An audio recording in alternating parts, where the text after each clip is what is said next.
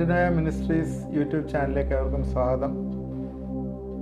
കർത്താവിൻ്റെ പീഡന ആഴ്ചയുമായിട്ട് ബന്ധപ്പെട്ട് ഈ പീഡാനുഭവങ്ങളിലുള്ള ചില ചിന്തകളാണ് നമ്മൾ ഷെയർ ചെയ്ത് യേശുക്രിസ്തുവിൻ്റെ കുറിച്ചുള്ള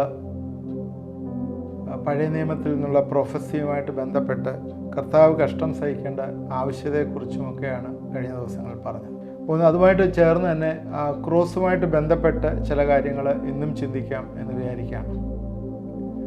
1 പത്രോസ് 2:24 നാം പാപം സംബന്ധിച്ച് മരിച്ച് നീതിക്ക് ജീവിക്കേണ്ടതിന് അവൻ തൻ്റെ ശരീരത്തിൽ നമ്മളെ പാപങ്ങളെ ചുമന്നുകൊണ്ട് ക്രൂശിൽ കയറി. അവൻ്റെ അടിപ്പിണരാൽ നിങ്ങൾക്ക് സൗഖ്യം വന്നിരിക്കുന്നു. നമ്മുടെ പാപങ്ങളെ ചുമന്ന് ക്രൂശിൽ കയറി കർത്താവ്. നേരത്തെ പറഞ്ഞു, ആട്ടുകൊറ്റൻ്റെ മേലിൽ അഹരോൻ രക്തം തളിച്ച് പാളയത്തിന് പുറത്തേക്ക് മരുഭൂമിയിലേക്ക് കൊണ്ടുവിടുന്ന രീതിയിൽ നമ്മൾ പാപത്തെ ഏറ്റെടുത്ത കർത്താവ് നമുക്ക് വേണ്ടി കുരിശിൽ യാഗമായി തീർന്നു. ക്രൂശാരോഹണത്തെക്കുറിച്ചും പീഡാനുഭവത്തെക്കുറിച്ചും ചിന്തിക്കുമ്പോഴേ കുരിശിലുള്ള മരണം നികൃഷ്ടമായിട്ടുള്ളൊരു മരണം, ക്രിമിനൽസിന് വേണ്ടിയുള്ള ഒരു മരണമായിരുന്നു. റോമൻ സാമ്രാജ്യത്തിലെ ഏറ്റവും നികൃഷ്ടമായിട്ടുള്ള ക്രിമിനൽസിനെ കൊല്ലുന്ന ഒരു കാര്യമായിരുന്നു. ആ ഒരു കുരിശാണ് കർത്താവിന് കൊടുത്തത്. ആ കുരിശിൽ കൂടി കർത്താവ് തൻ്റെ സ്നേഹം മറ്റുള്ളവരെ വീണ്ടെടുത്തുകൊണ്ട് പ്രദർശിപ്പിച്ചു. അതുകൊണ്ട് എന്താണ് അതിൻ്റെ അൾട്ടിമേറ്റ്ലി അവൻ്റെ അടിപ്പിണരാൽ നിങ്ങൾക്ക് സൗഖ്യം വന്നിരിക്കുന്നു എന്നുള്ളത്. ഈ സൗഖ്യവുമായിട്ട് ബന്ധപ്പെട്ട് നമുക്കറിയാം, ദൈവം നമുക്കൊരു സൗഖ്യദായകമായിട്ടുള്ളൊരു ശുശ്രൂഷ നമ്മളെ ഫലമേൽപ്പിച്ചിട്ടുണ്ട് വിശ്വാസികളെ സംബന്ധിച്ചിടത്തോളം. ഈ സൗഖ്യം നമ്മൾ ഏറ്റെടുക്കേണ്ടതാണ്. അത് എക്സ്റ്റേണലായിട്ടുള്ള സൗഖ്യം മാത്രമല്ല, മാനസികമായും അല്ലെങ്കിൽ ആന്തരികമായിട്ടുള്ളൊരു സൗഖ്യം, മാനസികമായിട്ടുള്ളൊരു സൗഖ്യം, ശാരീരികമായിട്ടുള്ള സൗഖ്യം, ആത്മാവും ശരീരവും മനസ്സിനും വേണ്ടതായിട്ടുള്ള ഒരു സൗഖ്യം, അത് ഈ നാളുകളിൽ ഏറ്റവും ആവശ്യമായിരിക്കും. ഇന്ന് നമുക്കറിയാം, ജനറേഷണൽ ഇഷ്യൂസിൽ ഒരുപാട് പേര് കഷ്ടപ്പെടുന്നതായിട്ട് കാണാം. ഇതുമായിട്ട് ബന്ധപ്പെട്ട് 1-2 വാക്യം വായിക്കാം. പുറപ്പാട് പുസ്തകം 34-ാം അധ്യായത്തിൻ്റെ 6-7 വാക്യങ്ങളിൽ ഇങ്ങനെയാണ് വായിക്കുന്നത്. യഹോവ അവൻ്റെ മുമ്പാകെ കടന്ന് ഘോഷിച്ചെന്തെന്നാൽ, യഹോവ യഹോവയായ ദൈവം കരുണയും കൃപയും ദീർഘക്ഷമയും മഹാദയും വിശ്വസ്തയുമുള്ളവൻ, 1000 ദയ പാലിക്കുന്നവൻ, അകൃത്യവും അതിക്രമവും പാപവും ക്ഷമിക്കുന്നവൻ, കുറ്റമുള്ളവനെ വെറുതെ വിടാതെ പിതാക്കന്മാരുടെ അകൃത്യം മക്കളുടെ മേലും മക്കളുടെ മക്കളുടെ മേലും 3-ാമത്തെയും 4-ാമത്തെയും തലമുറയോളം സന്ദർശിക്കുന്നവൻ. വലിയൊരു കാര്യം അവിടെ എഴുതിയിരിക്കുന്നത്, ദൈവം ദീർഘക്ഷമയും മഹാദയും വിശ്വസ്തയും ഉള്ളവനാണെങ്കിൽ പോലും അകൃത്യവും അതിക്രമവും പാപവും, ഇത് 3ഉം മനുഷ്യന് ഏറ്റവും കൂടുതലായിട്ട് ഉണ്ട്. ഈ അകൃത്യം എന്ന് പറയുന്നത്, പാപം എന്ന് പറയുന്നത് വൺ ടൈമായിട്ട് ചെയ്യുന്ന കാര്യം. അതിക്രമം എന്ന് പറയുമ്പോൾ അത് റിപ്പീറ്റഡ് ആക്ഷൻ, വീണ്ടും വീണ്ടും ചെയ്യുന്നു. അകൃത്യം ഒരു നേച്ചറായി തീരുന്നു എന്നുള്ളതാണ്. ഒരു നേച്ചറായി പാപത്തിൻ്റെ. ഇപ്പോൾ ഉദാഹരണം പറഞ്ഞാൽ, മദ്യപിക്കുന്നു, ഒരിക്കൽ മദ്യപിക്കുന്നു, പാപം ചെയ്യുന്നു. എന്നാൽ അത് റിപ്പീറ്റഡായിട്ട് മദ്യപിക്കുമ്പോൾ അതൊരു അതിക്രമമായി മാറും. അതുമായിട്ട് റിലേറ്റഡായിട്ട് വേറെ പ്രശ്നങ്ങളാവും. പിന്നീട് അതൊരു അകൃത്യമായി മാറുന്നത് എങ്ങനെയാണ്? ഒരു നേച്ചറായി മാറുമ്പോൾ അടുത്ത ജനറേഷനിലേക്കും അത് വരും. ചില പാപങ്ങൾ അടുത്ത ജനറേഷനിലേക്ക്. അതുകൊണ്ടാണ് പറയുന്നത്, മക്കളുടെ പേരിലും ഒക്കെ വരുമെന്ന് പറയാം. One time action, repeated action, അതുപോലെ ഒരു നേച്ചറായി, ഒരു ഹാബിറ്റായി മാറും. പോർണോഗ്രഫി ഇതുപോലൊരു കാര്യമാണ്. ഒന്ന് കണ്ടുകൊണ്ടിരിക്കും, ഒരിക്കൽ കാണും, പിന്നെ അതിങ്ങനെ കണ്ടുകൊണ്ടേയിരിക്കും, പിന്നെ അതൊരു നേച്ചറായി മാറും. അതിൽ നിന്ന് ഒരിക്കലും വിഡ്രോ ചെയ്യാനായിട്ട് പറ്റത്തില്ല. പിന്നെ അത് അടുത്ത ജനറേഷൻ, അത് DNA-യിലേക്ക് കയറും. അതാണ് അതിനകത്ത് പ്രശ്നം. അത് DNA കയറും. DNA കയറിയാൽ അടുത്ത ജനറേഷനിലേക്ക് വരും. നമുക്കൊരു എഴുത്ത് എഴുതിയിട്ടുണ്ട്, അത് നമുക്ക് വായിക്കാം. സങ്കീർത്തനം 139:16 ഞാൻ പിണ്ടാകാരമായിരുന്നപ്പോൾ നിന്റെ കണ്ണെന്നെ കണ്ടു, നിയമിക്കപ്പെട്ട നാളുകളിൽ ഒന്നും ഇല്ലാതിരുന്നപ്പോൾ അവയെല്ലാം നിന്റെ പുസ്തകത്തിൽ എഴുതിയിരുന്നു. അപ്പോഴും നമ്മളെ രഹസ്യത്തിൽ ഉണ്ടാക്കപ്പെടുകയും ഭൂമിയുടെ അധോഭാഗങ്ങൾ നിർമ്മിക്കപ്പെടുകയും ചെയ്തപ്പോഴേ ദൈവം നമ്മളെക്കുറിച്ച് അവൻ്റെ ഒരു പുസ്തകത്തിൽ നമ്മളെക്കുറിച്ചൊരു പേജുണ്ട്, അതിനകത്ത് എഴുതിയിട്ടുണ്ട്. എന്നാൽ നമ്മളെക്കുറിച്ച് എഴുതിയിരിക്കുന്നതിന് മേളിൽ പിശാച് വന്ന് ഒരു ഓവർ റൈറ്റിംഗ് നടത്തി. ദൈവം നമ്മളെക്കുറിച്ചൊരു കാര്യം എഴുതിയിട്ടുണ്ട്, അത് നമ്മുടെ മേളിൽ വേറൊരു ഓവർ റൈറ്റിംഗ് എഴുതി. കൊലോസ്യർ 2:13, 14, 15 വാക്യങ്ങൾ നമ്മൾ അതുമായിട്ട് ചേർന്ന് വായിക്കുമ്പോൾ, അതിക്രമങ്ങളിലും നിങ്ങളുടെ ജഡത്തിൻ്റെ അഗ്രചർമ്മത്തിലും മരിച്ചവരായിരുന്ന നിങ്ങളെയും അവനോട് ജീവിപ്പിച്ചു. അതിക്രമങ്ങളൊക്കെയും നമ്മോട് ക്ഷമിച്ച ചട്ടങ്ങളാൽ നമുക്ക് വിരോധവും പ്രതികൂലവുമായിരുന്ന കയ്യെഴുത്ത് മായിച്ച ക്രൂശിൽ തറച്ച് നടുവിൽ നിന്ന് നീക്കിക്കളഞ്ഞു. വാഴ്ചകളെയും അധികാരങ്ങളെയും ആയുധവർഗം വെപ്പിച്ച് ക്രൂശിൽ അവരുടെ മേൽ ജയോത്സവം കൊണ്ടാടി അവരെ പരസ്യമായി കാഴ്ചയാക്കി. ഇതിനകത്ത് കാണാം, പിശാച് വന്നിട്ട് നമുക്ക് വിരോധവും പ്രതികൂലവുമായൊരു കയ്യെഴുത്തെഴുതി. നമ്മളെക്കുറിച്ച് സങ്കീർത്തനം 139:16 പറയുന്ന പോലെ നമ്മളെക്കുറിച്ചൊരു പുസ്തകത്തിൽ എഴുതിയിട്ടുണ്ട് നമ്മുടെ കാര്യങ്ങൾ. എന്നാൽ അതിന് മേളിൽ പിശാച് വന്നൊരു കയ്യെഴുത്തെഴുതി. ഈ കൊലോസ്യർ 2-ാം അധ്യായത്തിൽ പറയുന്ന കാര്യമാണ്. ആ കയ്യെഴുത്ത് എങ്ങനെയാണ് യേശുവിൻ്റെ മരണത്താൽ മായ്ച്ചു കളഞ്ഞു, അവൻ്റെ ക്രൂശിനാൽ മായ്ച്ചു കളഞ്ഞു. ഈ പുതിയ നിയമത്തിൽ കൊലോസ്യർ 2 പറയുന്നത് പോലെ തന്നെ പഴയ നിയമത്തിലും ഇയ്യോബിൻ്റെ പുസ്തകം 31-ാം അധ്യായത്തിൻ്റെ 35 ഇങ്ങനെ പറയുന്നു, എൻ്റെ പ്രതിയോഗി എഴുതിയ അന്യായ രേഖ കിട്ടിയെങ്കിൽ കൊള്ളായിരുന്നു. അവിടെയും പറയുന്നുണ്ട്. ഒന്നിൽ കൂടുതൽ തെളിവ് ബൈബിളിൽ ഉണ്ട്. ദൈവം നമ്മളെക്കുറിച്ച് ആഗ്രഹിക്കുന്നതിന് മേളിൽ വന്ന് പിശാച് ഒരു രേഖ നമ്മുടെ മേളിൽ എഴുതിയിട്ടുണ്ടെന്ന് ഒന്നിൽ കൂടുതൽ രേഖ ബൈബിളിൽ നമ്മൾ പ്രൊഡ്യൂസ് ചെയ്തിരിക്കുകയാണ്. 1 കൊലോസ്യർ 2:14 വാക്യത്തിൽ അത് പറയുന്നുണ്ട്, നമ്മുടെ പ്രതികൂലമായ കയ്യെഴുത്ത്. ഇവിടെ ഇയ്യോബിൻ്റെ പുസ്തകം 31:35 പറയുന്നു, നമ്മുടെ എഗൻസ്റ്റായിട്ടുള്ള ഒരു രേഖ പിശാച് നമ്മുടെ മേളിൽ എഴുതി. അത് യേശുവിൻ്റെ മരണത്താൽ, ക്രൂശിലെ മരണത്താൽ അത് മായ്ച്ചു കളഞ്ഞു എന്ന് കൊലോസ്യർ 2:13-15 വാക്യങ്ങൾ. ആ പ്രതികൂലമായ കയ്യെഴുത്ത് മായ്ച്ചു കളഞ്ഞു. അപ്പോൾ എന്തൊക്കെയാണ് അവിടെ നിന്ന് മായ്ക്കുന്നത്? എല്ലാ പാപവും, എല്ലാ അതിക്രമവും, എല്ലാ അകൃത്യവും മായ്ച്ചു കളഞ്ഞു എന്ന് പറഞ്ഞാൽ ശരീരത്തിനും മനസ്സിനും അടുത്ത ജനറേഷന് വരെയും ഉള്ളത് കർത്താവിൽ നമുക്ക് കരുതി എന്നുള്ളത് നമ്മൾ മറന്നു പോകരുത്. ഇവിടെ സിന്നിനെ കാണുന്നത്, ഹമാർത്തിയ എന്ന് പറയുന്ന മിസ്സിംഗ് ദ മാർക്ക് എന്ന് പറയുന്ന സിന്നിനെ കാണുന്നത് ഒരു നൗണായിട്ട് ചിത്രീകരിച്ചാണ് ഇവിടെ കാണുന്നത്, ഒരു വ്യക്തിയായിട്ട്. കാരണം it is possessed by Satan. പിശാച് കൊണ്ടുവരുന്ന ഒരു കാര്യമാണ്. കാരണം പിശാചാണ് ഈ പാപത്തെ നമുക്ക് കൊണ്ടുവരുന്നത്. കാരണം ഇവിടെ തന്നെ പറയുന്നുണ്ട്, 1000 ആണ്ട് വാഴ്ച വരുന്ന സമയത്ത് പിശാചിനെ പിടിച്ച് പൂട്ടിയിട്ടിരിക്കുക. അപ്പോഴേ പാപവും ഇല്ല, മരണവും ഇല്ല, രോഗവും ഇല്ല, ദുഃഖവും ഇല്ല, മുറവിളിയും ഇല്ല. അതിൽ ഇതൊക്കെ കൊണ്ടുവരുന്ന ആരാണ്? പിശാച് തന്നെയാണ് കൊണ്ടുവരുന്നത്. പിശാച് തന്നെയാണ് ഈ പാപം ചെയ്യാനായിട്ട് നമ്മളെ പ്രേരിപ്പിക്കുന്നത്. അപ്പോൾ ഈ ജനറേഷൻ ഇഷ്യൂസ് ഇന്നും നമുക്കറിയാം. നമ്മുടെയൊക്കെ കുടുംബങ്ങളിലെ, ഇത് ശ്രദ്ധിക്കുകയും വായിക്കുകയും ചെയ്യുന്നവരുടെയൊക്കെ അറിയാം, നിങ്ങളുടെയൊക്കെ കുടുംബങ്ങളിൽ ഇന്ന് ഒരുപാട് ആന്തരികമായിട്ടുള്ള മുറിവുകൾ, അല്ലെങ്കിൽ ക്ഷമിക്കാൻ വയ്യാത്ത അവസ്ഥ, ആഴത്തിലുള്ള ദുഃഖങ്ങൾ, തലമുറകളിലുള്ള ജനറേഷൻ ഇഷ്യൂസ്, ഇതെല്ലാം ഇന്നുണ്ട്. അവിടെയാണ് പത്രോസിൻ്റെ ലേഖനത്തിൽ പറയുന്ന, നേരത്തെ നമ്മൾ വായിച്ചത്, അവൻ്റെ അടിപ്പിണരുകളാൽ നമുക്ക് സൗഖ്യം വന്നിരിക്കുന്നു എന്നുള്ള ഈ അകൃത്യം, തലമുറകളിൽ നിന്ന് വന്നിരിക്കുന്ന ഈ DNA കോഡിൽ വന്നിരിക്കുന്ന വ്യത്യാസം, due to the nature of overwriting വന്ന് നമ്മുടെ അടുത്ത ജനറേഷന് പോലും ഈ പാപത്തിൻ്റെ അടിമത്തത്തിൽ നിന്ന്, ഈ ജനറേഷണൽ ഇഷ്യൂസ് എല്ലാം വന്നിരിക്കുന്ന ശാപത്തിൽ നിന്നുള്ള വിടുതൽ ദൈവം നമുക്ക് തന്നിരിക്കുന്നു എന്ന മറന്നു.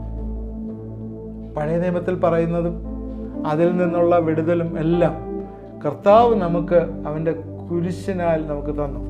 അതുകൊണ്ടാണ് ക്രൂശ് മരണത്താൽ, അവൻ്റെ അടിപ്പിണറുകളാൽ നമുക്ക് സൗഖ്യം വന്നിരിക്കുന്നു എന്ന് പറഞ്ഞു. അതെന്താണ് നമ്മൾ ചെയ്യാനുള്ളത്? We have to believe. നമ്മൾ വിശ്വസിക്കണം. വിശ്വസിച്ചെങ്കിൽ മാത്രമേ ആ ഡെലിവറൻസ് നമ്മുടേതായി തീരുള്ളൂ. That is the power of cross of Jesus to live as righteous. നമ്മൾ നീതിയായിട്ട് ജീവിക്കാനായിട്ട് ദൈവത്തിൻ്റെ കുരിശിൻ്റെ ശക്തി അവിടെയാണ് നമുക്ക് വരുന്നത്. ക്രൂശിൻ്റെ വചനം നശിച്ചു പോകുന്നവർക്ക് പോഷത്വവും രക്ഷിക്കപ്പെടുന്ന നമുക്കോ ദൈവശക്തിയും ആകുന്നു എന്ന് 1 കൊരിന്ത്യർ 1:18 പൗലോസ് പറഞ്ഞിരിക്കുകയാണ്, കൊരിന്ത്യ സഭയ്ക്ക് എഴുതുമ്പോഴേ. അതുകൊണ്ട് ക്രൂശിൻ്റെ വചനം വിശ്വസിക്കുന്നവർ രക്ഷിക്കപ്പെടും. അവർക്ക് അത് ദൈവശക്തിക്ക് കാരണമായി തീരും. അതുകൊണ്ട് what is the meaning of cross in our life? നമ്മുടെ ജീവിതത്തിലെ ക്രോസിൻ്റെ മീനിങ് എന്താണ്? ക്രോസിൻ്റെ മീനിങ് പലപ്പോഴും നമ്മൾ വിശ്വസിക്കുന്ന ഈ മാലയിലിടുന്ന ഒരു കുരിശ്, ചില ആളുകൾ അങ്ങനെ മാലയിലിടുന്ന ഒരു കുരിശ്, അല്ലെങ്കിൽ പിശാചിനെ ഓടിക്കാൻ കുരിശ്, ഉറക്കത്തിൽ സ്വപ്നം കാണാതിരിക്കാൻ കുരിശെടുത്ത് കുരിശിൻ്റെ രൂപം എടുത്ത് തലയണയുടെ കീഴിൽ വെച്ചിട്ട് പറയുന്നു. അങ്ങനെയുള്ള ഒരല്ല കുരിശെന്ന് പറയുന്നത്. യേശു മരിച്ചു, അതൊരു ഹീനമായിട്ടുള്ളൊരു മരണമായിരുന്നു. കുരിശിന്മേൽ മരിക്കുന്നവൻ, അവന് ഏറ്റവും ഹീനമായിട്ടുള്ളൊരു മരണമായിരുന്നു. അത് എന്താണ് നമ്മുടെ ജീവിതത്തിൽ എന്താണ്? അത് നമുക്ക് ട്രാൻസ്ഫോർമേഷൻ, നമ്മളെ വീണ്ടെടുക്കാനായിട്ട് ഉള്ള ഒന്നാണെന്ന് നമ്മൾ മറന്നു പോകരുത്. കർത്താവ് നമ്മളെ വിളിച്ചിരിക്കുന്നത് ഈ ക്രൂശ് വഹിക്കാനും കൂടിയാണ്. ഒരു സഹനത്തിൻ്റെ ഒരു വിളിയും കൂടിയാണ്. തന്നെത്താൻ ത്യജിച്ച് തൻ്റെ ക്രൂശെടുത്ത് എന്നെ അനുഗമിക്കട്ടെ എന്ന് യേശു ശിഷ്യന്മാരോട് പറയുകയാണ്. എന്ന് പറഞ്ഞാൽ ക്രൂശ് എടുക്കുന്നത് എന്തിനാണ്? ക്രൂശ് എടുക്കുന്നത് മരിക്കാൻ വേണ്ടിയാണ്. 4 സുവിശേഷങ്ങളിലും യേശുവിൻ്റെ ക്രൂശ് മരണത്തെക്കുറിച്ച് പ്രതിപാദിക്കുന്നുണ്ട്. ക്രൂശിൻ്റെ ദൈവശാസ്ത്രം, തിയോളജി ഓഫ് ക്രോസ്, ശക്തമായി അവതരിപ്പിക്കുന്നത് പൗലോസാണ്. 1 പത്രോസ് 2:21 ഇങ്ങനെയാണ് എഴുതിയത്: ക്രിസ്തുവും നിങ്ങൾക്ക് വേണ്ടി കഷ്ടം അനുഭവിച്ചു, നിങ്ങൾ അവൻ്റെ കാൽച്ചുവട് പിന്തുടരുവാൻ ഒരു മാതൃക വെച്ചേച്ചു പോയിരിക്കുന്നു. എന്താണ് അന്നേരം ഒരു മാതൃക നമുക്ക് വെച്ചിരിക്കുന്നത്? നമ്മളും കുരിശെടുക്കണോ എന്നാണോ? ശരിക്കും നമ്മുടെ ജീവിതങ്ങളിൽ സഹനത്തിൻ്റെ ആവശ്യം പലപ്പോഴും ഉണ്ട്.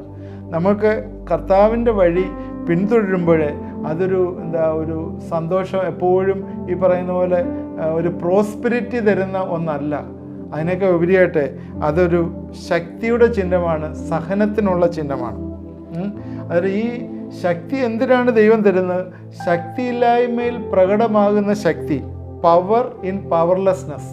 നമുക്ക് കഴിവില്ലാത്തിടത്തെ കുരിശിൻ്റെ ശക്തി വന്ന് നമ്മളെ കവർ ചെയ്യുമ്പോഴേ അതുകൊണ്ട് നമ്മൾ ശക്തി പ്രാപിക്കുന്നു എന്നുള്ളത്.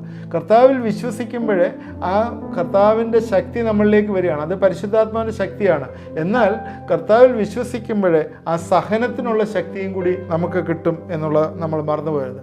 പൗലോസിൻ്റെ കേന്ദ്രമായിട്ടുള്ള ദൂത് എപ്പോഴും ക്രൂശിക്കപ്പെട്ടവനായ ക്രിസ്തുവിനെ നിങ്ങളുടെ മുമ്പിൽ വരച്ച് കാട്ടുവാൻ വേണ്ടിയുള്ള ഒരു കാര്യമായിരുന്നു.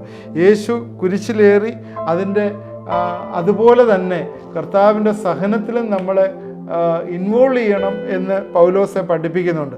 അതുകൊണ്ടാണ് ലൂക്കോസിൻ്റെ സുവിശേഷം 14:27 പറയുന്നത്, ക്രൂശ് എടുത്തുകൊണ്ടല്ലാതെ ആർക്കും യേശുവിനെ അനുഗമിക്കാൻ പറ്റുകയില്ല. യേശുവിനെ അനുഗമിക്കാൻ പറ്റുമെങ്കിൽ ക്രൂശിൽ എടുത്തുകൊണ്ട് മാത്രമേ പറ്റുള്ളൂ. കാരണം എന്താണ്? ക്രൂശിൽ കൂടി മാത്രമേ വിമോചനമുള്ളൂ എന്നുള്ളതാണ്. ക്രൂശിൻ്റെ പാത ഈവൻ ദുഃഖത്തിൻ്റെ പാതയാണെങ്കിൽ കൂടിയും അതിൻ്റെ അൾട്ടിമേറ്റ്ലി അവിടെ ഒരു ഉയർപ്പുണ്ട് എന്ന് നമ്മൾ മറന്നുപോകരുത്.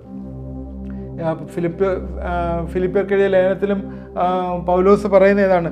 അവൻ്റെ ക്രിസ്തുവിൻ്റെ കഷ്ടത്തിൻ്റെ കൂട്ടായ്മ അനുഭവിപ്പാനും, അതുപോലെ തന്നെ കൊലോസ്യർക്കെഴുതിയ ലേഖനത്തിൽ പറയുന്നുണ്ട് ക്രിസ്തുവിൻ്റെ കഷ്ടാനുഭവത്തിന് എന്തെങ്കിലും കുറഞ്ഞു പോയെങ്കിൽ അതെനിക്ക് പൂരിപ്പിക്കണം എന്നും പറയുന്നു.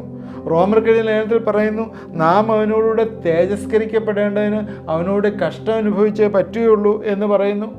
ക്രിസ്തുവിൻ്റെ ക്രൂശിലല്ലാതെ മറ്റൊന്നിലും പ്രശംസിപ്പാൻ എനിക്ക് ഇടവരരുത് എന്ന് ഗലാത്യർക്കെഴുതിയ ലേഖനത്തിൽ, എല്ലാ ലേഖനങ്ങളിലും പൗലോസ് കർത്താവിൻ്റെ ക്രൂശിനെ ഉയർത്തി കാണിക്കുകയാണ്. അതിൻ്റെ കഷ്ടത അവൻ ഏറ്റെടുത്ത് എനിക്കും വേണം എന്നുള്ളത്. കർത്താവായ യേശുക്രിസ്തു കഷ്ടത കൊണ്ട് പൂർണ്ണത പ്രാപിച്ചു എന്ന് എബ്രായർക്കെഴുതിയ ലേഖനത്തിലും പറയുന്നു. അതുകൊണ്ട് ഒരുവൻ ക്രിസ്തുവിനെ അനുഗമിക്കാനായിട്ട് ആഗ്രഹിക്കുന്നുണ്ടെങ്കിൽ അവൻ ആ ക്രൂശ് എടുക്കണം. കർത്താവിൻ്റെ ക്രൂശ് എന്ന് പറയുമ്പോഴേ കർത്താവിൻ്റെ ക്രൂശ് ഇനി നമുക്ക് എടുക്കാനൊന്നും പറ്റത്തില്ലല്ലോ. അല്ല, നമ്മുടെ ജീവിതത്തിൽ എന്താ ക്രൂശ് എന്ന് പറയുന്നത്? ചില ആൾ പറയുന്നുണ്ട് കുടുംബജീവിതം തന്നെ ഒരു ക്രൂശാണ്. ചില ആൾ തമാശയ്ക്ക് പറയും ഭാര്യ ക്രൂശാണ്, മക്കൾ ക്രൂശാണ്, ഇങ്ങനെയൊക്കെ പറയുന്നത്. അതൊന്നും അല്ല ക്രൂശ്. ദൈവത്തിന് വേണ്ടി നിൽക്കുമ്പോഴേ, ദൈവത്തിൻ്റെ ഉദ്ദേശത്തിൽ നമ്മുടെ ജീവിതം മുമ്പോട്ട് പോകുമ്പോഴേ അതിൽ നിന്ന് ഡീവിയേറ്റ് ചെയ്താൽ പോകുമ്പോഴുണ്ടാകുന്ന ഡിഫിക്കൽട്ടീസിനെ വേണമെങ്കിൽ ക്രൂശ് എന്ന് പറയാം. നിങ്ങളുടെ റിസോഴ്സ് ഷെയർ ചെയ്യുമ്പോഴേ ചിലപ്പോൾ അത് നിങ്ങളെ സംബന്ധിച്ചൊരു ക്രൂശാണ്. നിൻ്റെ അയൽക്കാരനെ നിന്നെപ്പോലെ സ്നേഹിക്കുമ്പോഴേ ചിലപ്പോൾ നിന്നെ സംബന്ധിച്ചതൊരു ക്രൂശാണ്.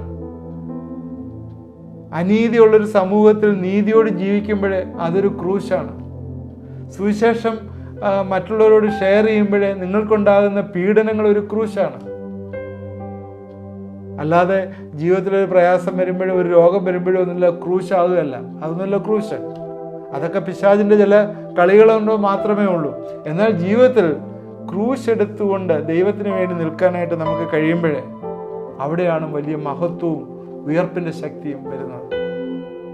അതുകൊണ്ട് ക്രിസ്തുവിൻ്റെ പീഡാനുഭവ കാലങ്ങളിൽ നമ്മൾ അവൻ്റെ ക്രൂശ് മരണത്തെക്കുറിച്ച് ചിന്തിക്കുമ്പോഴേ ഈ കുരിശിൻ്റെ ശക്തി, that is a power of salvation, അത് നമ്മുടെ ജീവിതങ്ങൾ കൂടുതലായിട്ട് വരട്ടെ. കുറ്റം ചെയ്തിട്ട് അടികൊള്ളുന്നതിനാണ് എന്താണ് പ്രയോജനം? അതുകൊണ്ട് കഷ്ടം സഹിക്കുന്ന, നന്മ ചെയ്തിട്ട് കഷ്ടം സഹിക്കുന്ന ദൈവത്തിൻ്റെ പ്രസാദം എന്ന് പത്രോസിൻ്റെ ലേഖനത്തിൽ പറയുന്ന ഭാഗം ഈ തരണത്തിൽ ഓർക്കുകയാണ്. അതുകൊണ്ട് ക്രിസ്തു കഷ്ടം സംഭവിച്ചു, അതിൻ്റെ കാൽച്ചുവടെ പിന്തുടരുവാനായിട്ട് നമ്മളെയും വിളിച്ചിരിക്കുന്നു. ആദ്യം പറഞ്ഞ ഭാഗം എന്ന് പറയുന്നത് എന്താണ്? ആദ്യം പറഞ്ഞത് നമുക്ക് വന്നിരിക്കുന്ന പാപങ്ങളിൽ നിന്ന് കർത്താവ് നമ്മളെ വിടുവിച്ചു. പിശാച് നമ്മുടെ മേളിൽ എഴുതിയ ആ കൈയെഴുത്തെല്ലാം ക്രൂശിലെ മരണത്താൽ മായ്ച്ചു കളഞ്ഞു. മായ്ച്ചു കളയുക മാത്രമല്ല, അതേ മാർഗം പിന്തുടരാനായിട്ട് നമുക്ക് തന്നിരിക്കുന്നു. എന്തിനാണ്? Our life should be preserved and it has to go forward, which is failure ആവാതെ, ഒരു എറ്റേണൽ ഡെത്ത് വരാതെ ദൈവസന്നിധിയിൽ നീതിയോട് ജീവിക്കാനായിട്ട് ദൈവം നമ്മളെ ആക്കിയിരിക്കുന്നു. ജനക്കൂട്ടത്തിന് കൂടാനായിട്ട് ഒരു പാടുമില്ല. എന്നാൽ ഒഴുക്കിനെതിരെ നീന്താനായിട്ട് എപ്പോഴും ബുദ്ധിമുട്ടാണ്. ശിഷ്യന്മാർ ജനക്കൂട്ടത്തിന് നേരെ കൂടിയ ആൾക്കാർ ഉണ്ടായിരുന്നു ശിഷ്യന്മാരിൽ. അതാരായിരുന്നു? ഇസ്കരിയോത്ത് യൂദയായിരുന്നു. ജനത്തിൻ്റെ ആലോചനയോട് കൂടി, ലോകത്തിൻ്റെ താല്പര്യങ്ങളോടുകൂടി കൂടി, സ്വർഗീയ ലക്ഷ്യങ്ങൾ അതിന് വിപരീതമാണ്. ലൈഫിനൊരു ബ്രോഡ് മീനിങ് ഉണ്ടെന്ന് നമ്മൾ മറന്നുപോകരുത്. ചില സമയങ്ങളിൽ കർത്താവിനെ ഫോളോ ചെയ്യാനായിട്ട് ഈ ലോകത്തിൻ്റെ പ്ലഷേഴ്സ് നമ്മൾ ഉപേക്ഷിക്കേണ്ടി വരും. കുരിശിൻ്റെ ജീവിതം എന്ന് പറയുന്നത് ഒരു ത്യാഗപൂർണമായിട്ടുള്ള ജീവിതമാണ്. For enjoying the crown of life we must endure the cross of death. കുരിശിലുള്ള മരണം ചിലപ്പോൾ എൻഡ്യൂർ ചെയ്തെങ്കിൽ മാത്രമേ ആ ക്രൗൺ നമുക്ക് കിട്ടുകയുള്ളൂ. അതുകൊണ്ട് യേശുക്രിസ്തുവിന് വേണ്ടി നിൽക്കുമ്പോഴേ ചില കാര്യങ്ങൾ നമ്മൾ ഡിനൈ ചെയ്യേണ്ടി വരും എന്ന് നമ്മൾ മറന്നുപോയിരുന്നു. എന്നാൽ ഈ ഡിനൈലിനകത്തും ദൈവത്തിൻ്റെ സൂപ്പർ നാച്ചുറൽ പവർ നമ്മളെ ശക്തീകരിക്കുകയും ബലപ്പെടുത്തുകയും ചെയ്യുമ്പോഴേ നമുക്ക് മുമ്പോട്ട് പോകാനായിട്ട് സാധ്യമാകും. ഏർലി ചർച്ചസൊക്കെ അറിയാം, ഒരുപാട് പെർസിക്യൂഷൻ കടന്നുപോയി. പോളികാർപ്പിനെയൊക്കെ കൊല്ലുകയായിരുന്നു, നമുക്കറിയാം. ആദ്യത്തെ ബിഷപ്പ് എക്സിക്യൂട്ടഡ്. അതുപോലെ നേരത്തെ ഉള്ള ഒരുപാട് ആളുകൾ ഒരുപാട് കഷ്ടതയിൽ കൂടി കടന്നുപോയതുകൊണ്ടാണ് ഈ പ്രസ്ഥാനം തന്നെ മുമ്പോട്ട് വളരുവാനായിട്ട് ദൈവം ഇടവരുത്തിയത്. ഒരുപാട് പേരുടെ എക്സാമ്പിൾ പറയാനുണ്ട്, ഞാനതൊന്നും ഇപ്പോൾ പറയുന്നില്ല, കാരണം നമ്മുടെ സമയമില്ലാത്തതുകൊണ്ട് പറയുന്നില്ല. എന്നാലും ഐഡാസ് ഗഡറിൻ്റെ ഒരു എക്സാമ്പിൾ തന്നെ പറയാം.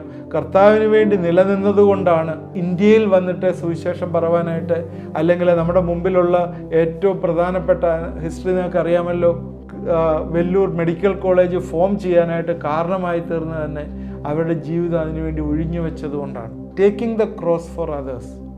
ഇന്ന് നമുക്ക് ഈ കുരിശ് എടുത്തുകൊണ്ട് കർത്താവിനെ അനുഗമിപ്പാനായിട്ട് നമുക്ക് കഴിയണം.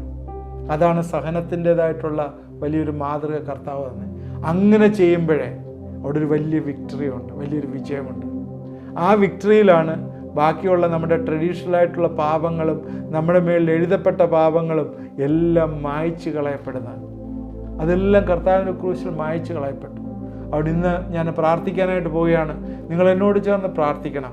ഇന്ന് ദൈവം വിടുവിക്കാൻ പോകുന്ന ചില അഡിക്ഷൻസിൽ നിന്ന് ദൈവം നമ്മളെ വിടുവിക്കാൻ പോവുകയാണ്. ചില തലമുറകളിലേക്ക് പകർന്ന പാപങ്ങളുണ്ട്, തലമുറകൾ നന്നായിരിക്കാത്ത പാപങ്ങൾ ഇന്ന് വന്നിരിക്കുന്നത്, അതിൽ നിന്ന് ദൈവം നമ്മളെ വിടുവിക്കാൻ പോവുകയാണ്. നിങ്ങൾ എന്നോട് ചേർന്ന് പ്രാർത്ഥിക്കുമെങ്കിൽ ദൈവം ഈ സഹനത്തിൻ്റെ ആഴ്ചയിൽ നമുക്ക് വലിയൊരു വിടുതൽ നമ്മുടെ തലമുറകൾക്ക് തരും. ദൈവമായ കർത്താവേ, എന്നെ കേട്ടുകൊണ്ടിരിക്കുന്നവരെല്ലാവരെയും ഞാൻ ചേർത്ത് പ്രാർത്ഥിക്കുന്നു. ദൈവമേ, ഈ സഹനത്തിൻ്റെ വലിയൊരു ശക്തി ഈ ദിവസങ്ങൾ ഞങ്ങൾക്ക് തരണമേ. നിൻ്റെ ക്രൂശെടുത്ത് അനുഗമിക്കുന്ന അനുഭവം കർത്താവെ ഞങ്ങൾക്ക് തരണമേ എന്ന് പ്രാർത്ഥിക്കുന്നു. ദൈവമേ, പലപ്പോഴും പല കാര്യങ്ങളിലെ ഇന്ന് പാപത്തിൻ്റെ കെട്ടിൽ അകപ്പെട്ടിരിക്കുന്നവരെ ഈ ക്രൂശിൻ്റെ വലിയ വിക്ടറി, വലിയ വിജയം അവരെ വിടുവിക്കട്ടെ എന്ന് പ്രാർത്ഥിക്കുന്നു. വിശ്വസിച്ച് അത് ഏറ്റെടുക്കുന്നുണ്ടെങ്കിൽ വലിയൊരു വിടുതൽ എന്ന് അവരുടെ ജീവിതത്തിൽ കൊടുക്കണമേ. പ്രത്യേകിച്ച് കർത്താവെ, ട്രഡീഷണലായിട്ട് പാരമ്പര്യമായി വന്നു ചേർന്നിരിക്കുന്ന രോഗങ്ങളെ, പിശാച് എഴുതിയിരിക്കുന്ന ഓവർ റൈറ്റിങ്ങിനെ ഇന്ന് വിശ്വസ്തയോടെ പ്രാർത്ഥിക്കുന്നവരുടെ ജീവിതത്തിൽ നിന്ന് മാറ്റിക്കളയുന്ന ദൈവമായിട്ട് സ്തോത്രം. ഞങ്ങൾ ആ വ്യക്തികളെ ഏൽപ്പിച്ച് പ്രാർത്ഥിക്കുന്നു. എല്ലാ രീതിയിലുള്ള അഡിക്ഷൻസ് യേശുവിൻ്റെ നാമത്തിൽ മാറിപ്പോട്ടെ. മദ്യപാനത്തിന് തലമുറകളായിട്ട് അഡിക്റ്റ് ആയിരിക്കുന്ന കുടുംബങ്ങളിലെ അത് പൂർണ്ണമായിട്ട് മാറിപ്പോട്ടെ എന്ന് പ്രാർത്ഥിക്കുന്നു. കർത്താവെ, ചില വൈസസിന് അഡിക്ഷനായിരിക്കുന്നവരെ യേശുവിൻ്റെ നാമത്തിൽ നിന്ന് വിടുതൽ പ്രാപിക്കട്ടെ എന്ന് പ്രാർത്ഥിക്കുന്നു. ചില രോഗങ്ങളെ, തലമുറയായിട്ട് വന്നിരിക്കുന്ന രോഗങ്ങളെ യേശുവിൻ്റെ നാമത്തിൽ മാറിപ്പോട്ടെ എന്ന് പ്രാർത്ഥിക്കുന്നു. കർത്താവെ, ഹാർട്ടുമായിട്ട് റിലേറ്റ് ചെയ്തിരിക്കുന്ന തലമുറകളായിട്ട് കൈമാറപ്പെട്ടിരിക്കുന്ന ഈ അസുഖങ്ങൾ യേശുവിൻ്റെ നാമത്തിൽ നിന്ന് മാറിപ്പോട്ടെ എന്ന് പ്രാർത്ഥിക്കുന്നു. കർത്താവെ, തലമുറകളായിട്ട് കൈമാറ്റപ്പെട്ടിരിക്കുന്ന കർത്താവെ ഹിമറേജ്, അതുപോലെ കർത്താവെ ബ്ലഡ് പ്രഷറിൻ്റെ പ്രശ്നങ്ങളെ, ഡയബറ്റീസിൻ്റെ പ്രശ്നങ്ങളെ യേശുവിൻ്റെ നാമത്തിൽ നിന്ന് മാറിപ്പോട്ടെ എന്ന് പ്രാർത്ഥിക്കുന്നു. കർത്താവെ, ഇത് വിശ്വസിച്ച് ഏറ്റെടുത്ത് പ്രാർത്ഥിക്കുന്നവർക്ക് പൂർണ്ണമായിട്ടുള്ള വിടുതൽ ഇന്ന് കൊടുക്കാൻ പോകുന്നവർക്ക് സ്തോത്രം. കർത്താവെ, ഇവരെല്ലാം ഏൽപ്പിച്ച് ഞങ്ങളെ പ്രാർത്ഥിക്കുന്നു. ദൈവമേ, പ്രാർത്ഥന കേട്ടവർക്ക് സ്തോത്രം. യേശുവിൻ്റെ നാമത്തിൽ പ്രാർത്ഥിക്കുന്നു, കേൾക്കുമാറാകണമേ. ആമേൻ. ഇത് വായിച്ച് ചെയ്ത് എല്ലാവരെയും ദൈവം അനുഗ്രഹിക്കട്ടെ. തുടർന്നും നമ്മൾ കർത്താവിൻ്റെ ക്രൂശ് മരണവുമായിട്ട് ബന്ധപ്പെട്ടുള്ള കാര്യങ്ങളെ ചിന്തിക്കും. ഇതിനോട് ചേർന്ന് നിങ്ങൾ ചിന്തിക്കുകയും പ്രാർത്ഥിക്കുകയും ചെയ്യണം. നിങ്ങളുടെ ഫ്രണ്ട്സിന് ഇത് ഷെയർ ചെയ്ത് കൊടുക്കണം. പ്രയർ റിക്വസ്റ്റ് ഉണ്ടെങ്കിൽ ആ വാട്സാപ്പ് നമ്പറിൽ അയച്ചു തരണം. ദൈവം നമ്മളെല്ലാവരെയും അനുഗ്രഹിക്കട്ടെ.